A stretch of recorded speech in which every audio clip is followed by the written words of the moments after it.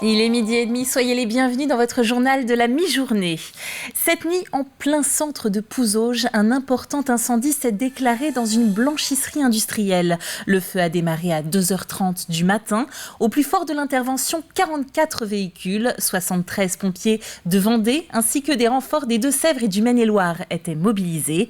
L'incendie a été maîtrisé en début de matinée. Aucun des 174 salariés de la blanchisserie ne se trouvait sur place et donc aucun blessé n'est à déplorer.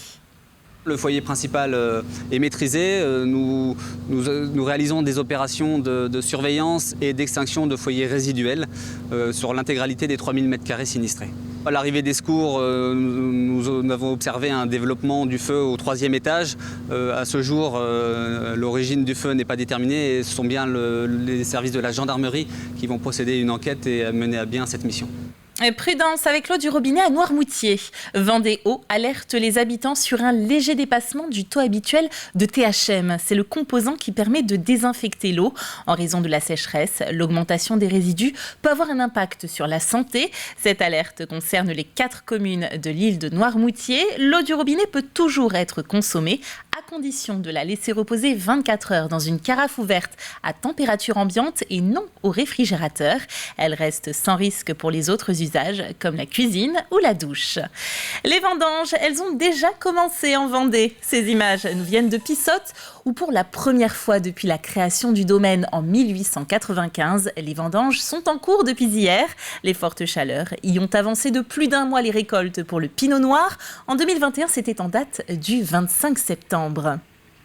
C'est du jamais vu, d'autant plus qu'on commence par ramasser du pinot noir pour du rouge, car il est déjà arrivé à 13,8 degrés potentiels en maturité, ce qui est exceptionnel et assez énorme en fait. Voilà. Même en 2003, on n'avait pas vu ça. Là, sur ce pinot noir, ça a plutôt tenu. Il y a d'autres endroits où les grains sont beaucoup plus petits, elles n'ont pas eu l'alimentation en eau pour grossir. Mais on observe quand même des équilibres assez étonnants entre les acidités et les sucres. Donc un millésime qui est à surveiller, mais qui promet quand même de beaux jus très concentrés.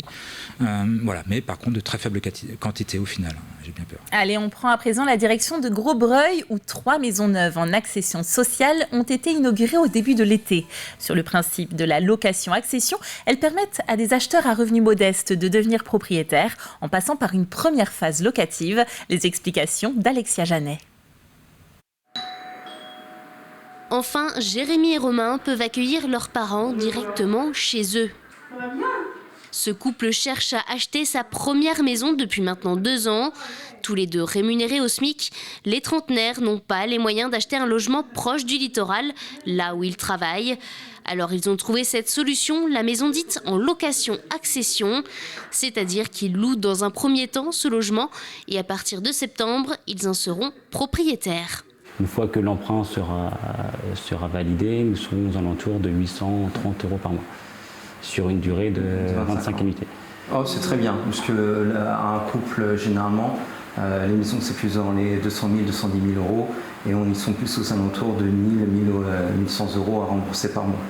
Au final, pour cette maison, le couple dépensera près de 50 000 € de moins que le prix moyen des logements sur le secteur. Ce dispositif permet ainsi aux ménages avec des revenus modestes de devenir primo-accédants. C'est une accession dite sécurisée, donc avec une phase locative de maximum 2 ans. Le but étant effectivement pendant la phase locative de payer l'équivalent de la future mensualité de prêt. La redevance donc sera constituée d'une part loyer et d'une part complémentaire dite phase épargne. Et au moment de l'acquisition, le locataire accédant pourra cumuler cette part épargne pour servir d'apport personnel. C'est donc la solution qu'a trouvée la municipalité de Grosbreuil pour soulager en partie cette tension qui plane sur l'immobilier depuis plusieurs années déjà. Il n'y a pas de semaine où on n'a pas de demande de logement, mais malheureusement maintenant nous n'avons plus de foncier donc à offrir aux nouveaux acquéreurs de terrain. La pénurie de logements concerne aujourd'hui l'ensemble du département et pourtant le nombre d'acheteurs augmente toujours un peu plus chaque année. En 2021, le nombre de ventes a augmenté de 17%, soit plus de 22 000 ventes, un record pour le territoire vendéen. On en prend plein les yeux à présent avec la suite de notre série consacrée aux arbres exceptionnels de Vendée. On en découvre un nouveau chaque jour. Et aujourd'hui, nous nous rendons à Esnay où un séquoia géant protège une maison de retraite. Ce spécimen est unique en son genre de par son histoire, mais je n'en dis pas plus. Écoutons Grégoire de Châtillon nous la conter. Situé route de Nantes à Esnay, il trône tel un géant dans la cour d'une maison de retraite bientôt réhabilitée. L'histoire de ce séquoia géant n'est pas connue.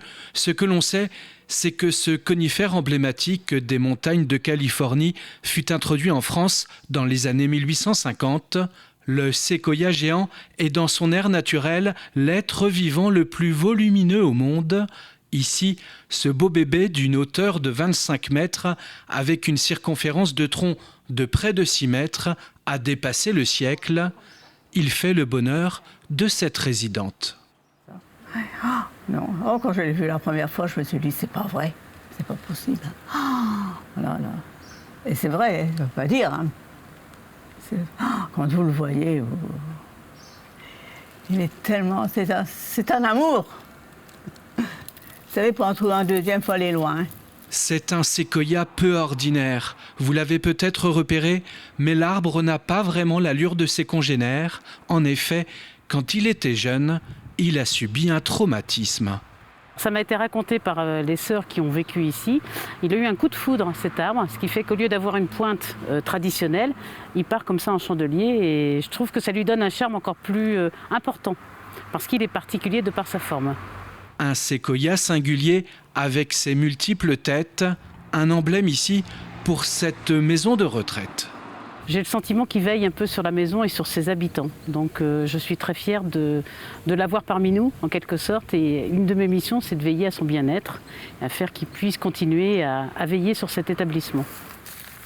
Un patrimoine vivant et bienveillant pour les résidents de la maison de retraite Charles-Marguerite d'Esnay.